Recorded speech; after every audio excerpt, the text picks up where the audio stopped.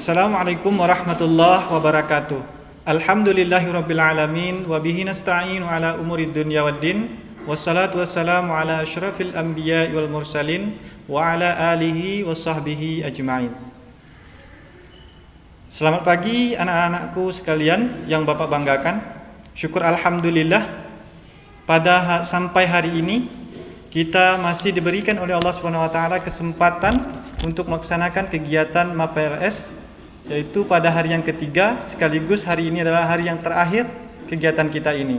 Mudah-mudahan apa yang kita laksanakan selama ini menjadi bekal bagi kita untuk menempuh hidup kita masa depan. Pada kesempatan kali ini Bapak akan menyampaikan materi tentang pendidikan karakter. Pendidikan karakter saat ini menjadi wacana utama dalam dunia pendidikan nasional. Semua kegiatan dalam proses belajar mengajar saat ini harus merujuk pada pelaksanaan pendidikan karakter. Jelas hal ini termuat dalam naskah Rencana Aksi Nasional Pendidikan Karakter yang diterbitkan oleh Kementerian Pendidikan pada tahun 2010. Jadi apa itu pendidikan karakter?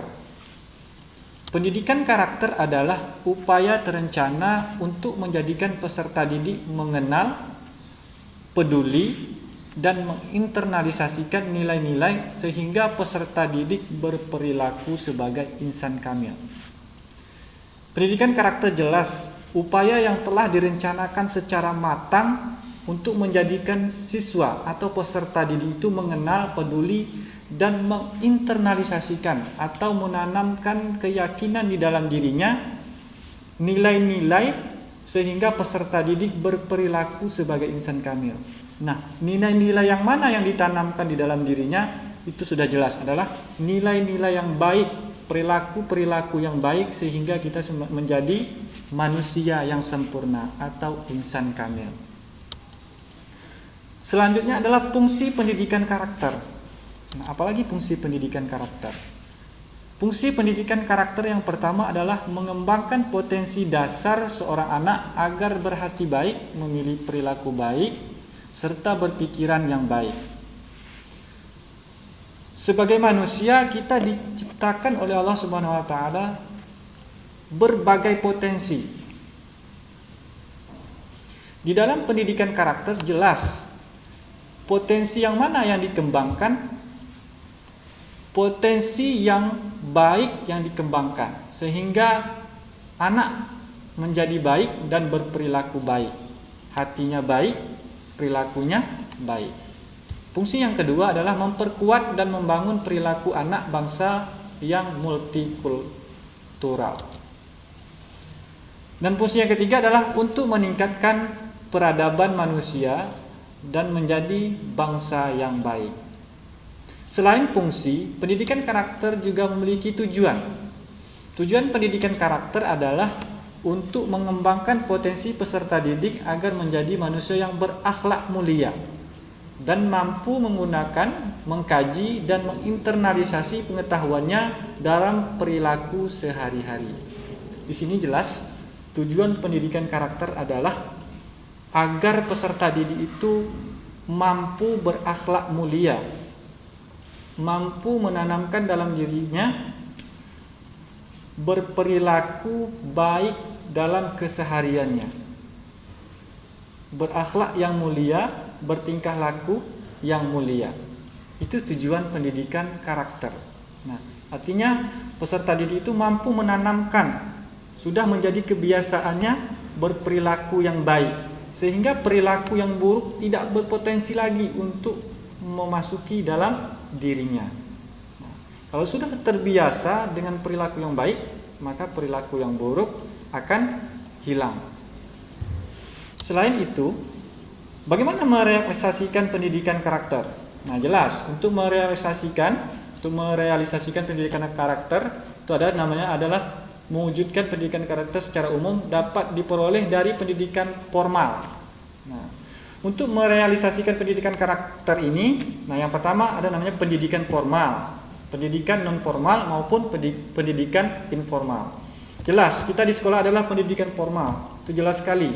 upaya pendidikan karakter itu sangat terencana, sehingga peserta didiknya itu mampu memiliki karakter atau akhlak yang mulia. Nah, begitu juga pendidikan non formal. Tidak cukup dengan pendidikan formal, pendidikan non formal seperti di keluarga. Di keluarga itu adalah pendidikan yang paling utama sebelum pendidikan sekolah. Karena pendidikan keluarga, pendidikan yang paling terdekat dengan anak atau peserta didik. Sehingga dengan pendidikan non formal atau pendidikan keluarga ini secara baik dilakukan, maka anak atau peserta didik pasti akan menjadi lebih baik. Maka itu sebagai orang tua dalam mendidik anak haruslah memiliki upaya atau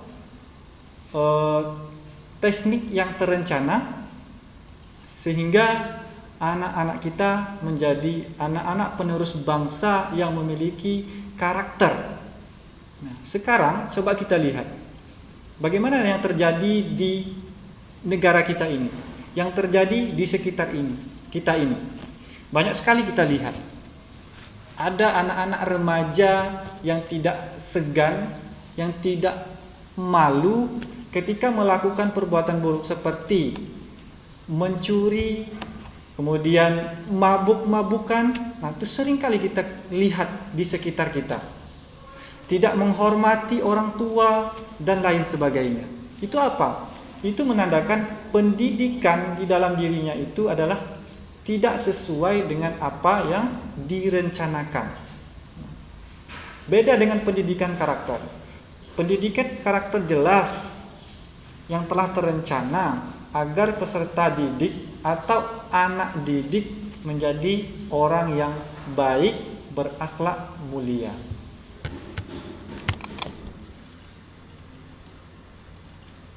Di dalam pendidikan karakter memiliki nilai-nilai. Nilai-nilai yang pertama adalah religius. Religius ini adalah sikap atau perilaku yang menjalankan perintah agama yang dianutnya dan bertoleransi terhadap penganut agama lain. Bermasyarakat dengan pemeluk agama lain. Yang kedua adalah jujur. Hari ini seringkali kita melihat orang-orang tidak jujur. Orang-orang berkata bohong.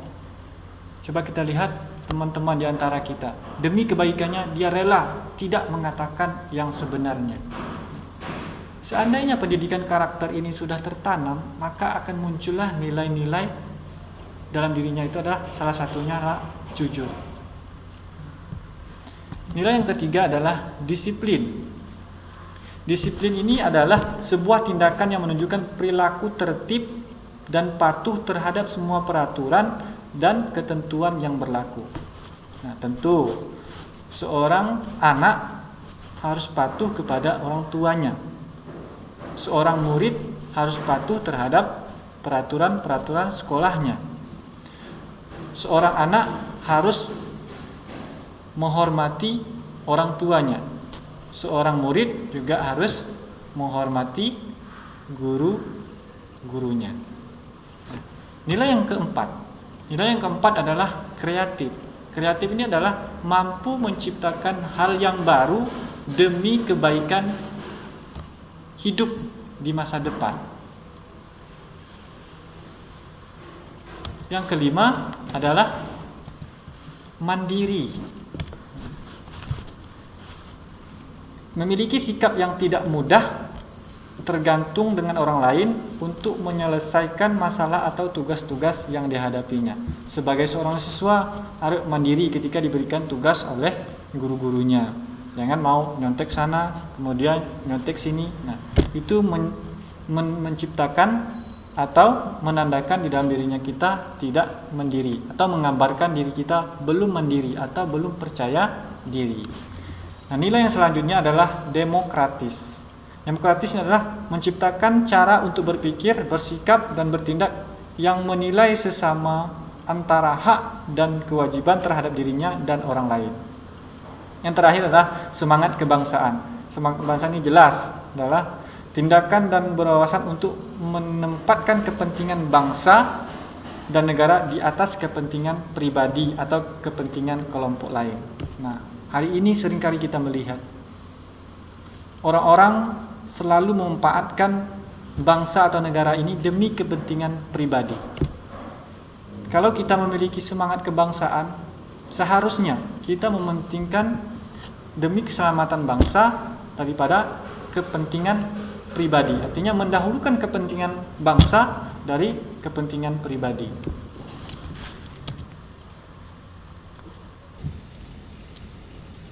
Ini jelas. Hakikat dari pendidikan itu adalah pembentukan karakter. Baik itu pendidikan di keluarga maupun pendidikan di lingkungan sekitarnya, apalagi pendidikan di sekolah. Jelas adalah membentuk karakter. Nah, karakter yang mana? Karakter yang baik, berakhlak yang baik, berperilaku yang baik, sehingga menghasilkan insan kamil atau manusia yang sempurna. Oke, terima kasih. Mudah-mudahan apa yang Bapak sampaikan bermanfaat. Billahi taufiq wa hidayah. Wassalamualaikum warahmatullahi wabarakatuh.